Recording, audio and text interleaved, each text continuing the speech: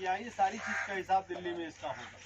तो उसकी कमेटी तो आ रही होगी या आने वाली होगी और जांच होगी। ये जो आप लोग के सर पे जो ये कोयले का ये तांडव चल रहा है, इसको भी हम लोग चैलेंज करेंगे और इसको भी रुकवाने का प्रयास करेंगे। तो कोयले का है, विकास का विरोध नहीं है, प्लांट का विरोध नहीं है, जो हो कानून से हो, क्योंकि ये कानून से देश चलता है।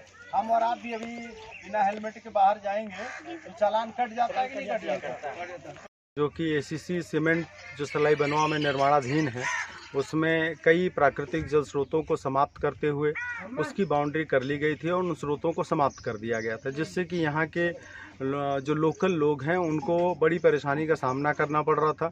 जिसमें जो सबसे बड़ी समस्या है वो पानी की समस्या है।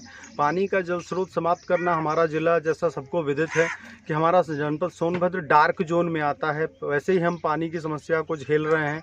उसके बाद भी यदि आप प्राकृतिक जल स्रोतों को विकास के नाम पे, कंपनी के नाम पे, निर्माण के नाम पे यदि आप समाप्त करेंगे, उसको प्रिजर्व करने की ज़रूरत है।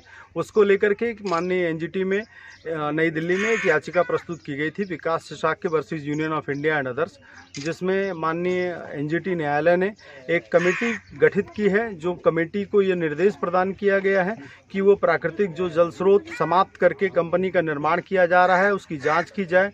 वहाँ के लोगों को, जो वहाँ के गांव के लोग हैं, उनको क्या समस्या हो रही है, कंपनी बनने से क्या दिक्कत है, जो जल स्रोत समाप्त किया गया जिस पे उनकी पूरे मवेशी उसी पे रहते थे और उसका जल स्रोत का भी एक बड़ा जो अंडरग्राउंड वाटर है उसको भी वो रिस्टोर करता था, उसको समाप्त करने से क्या नुकसान हुआ है, इस चीज़ को लेकर के हम लोग आज यहाँ पे एक खुली बैठक विकास शाक्य जी के नेतृत्व में हम लोग यहाँ किए हैं। हम लोगों ने ग्रामीणों से संवाद भी किया, वास्तविकता को जाना कि आखिर उससे क्या क्या नुकसान। और एक नई चीज़ यहाँ पर और हम लोग को देखने को मिली है कि सलाई बनवा में एक कोल डंपिंग यार्ड बनाया गया है, जिसमें कि जो अवैध तरीके से, जैसा बता रहे हैं लोग, उसके बाबत लिखा पढ़ी भी विकास जी ने किया था, लोगों को पत्राचार किया था संबंधित अधिकारियों के समक्ष। वो भी एक अवैध प्रकरण है कोल डंपिंग का, जिसकी कोई एनओसी नहीं है।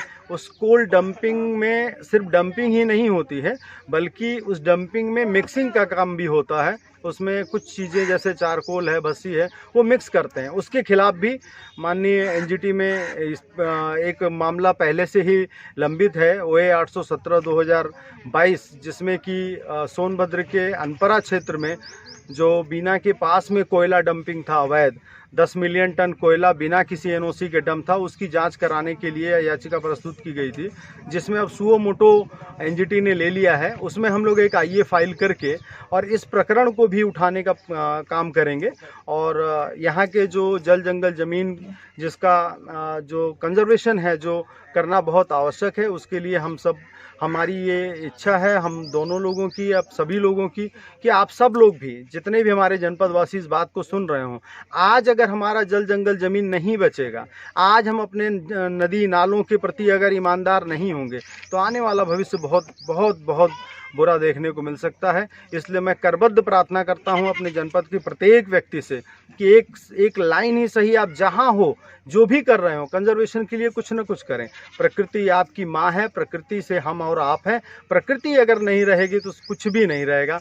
यही हमारी, इसी के लिए आज हम लोग यहाँ सब इकट्ठा हुए। नहीं, आप यहाँ पे क्षेत्र का दौरा किए हैं, आप अपनी आंखों से क्या देखे हैं? मतलब ये क्या आपको लगता है कि जो एसीसी कंपनी जो शर्तें पूरा की है, क्या उसके अनुरूप कार्य कर रही है? देखिए, जो इसी का हम लोगों ने परिशीलन किया, जो एनवायरनमेंट क्लियरेंस इनको मिली है, जो इनका ईएमपी प्लान है, इसको बिल्कुल भी ये नहीं पूरा करते हैं, इसमें कोई शक नहीं है। जो हम लोगों ने इसको देखा है, वास्तविकता में धरातल पे जो देखा है, पिटीशन में देखना या फाइल में देखना वो डिफरेंट होता है। जब आप एक्चुअल साइट पे आते हैं तो एक्चुअल साइट विजिट से पता चलता है कि ये क्षेत्र पानी से बहुत ज़्यादा पीड़ित है, परेशान है, पानी की बहुत बड़ी समस्या है यहाँ पे। और ऐसे में अगर जल स्रोत को ही समाप्त कर दिया जाए तो ये बहुत ही गलत बात है। कंपनी द्वारा क्या शासन प्रशासन से मिलकर के भी इन लोगों को धमकी देते हुए जमीन कब्जा की है?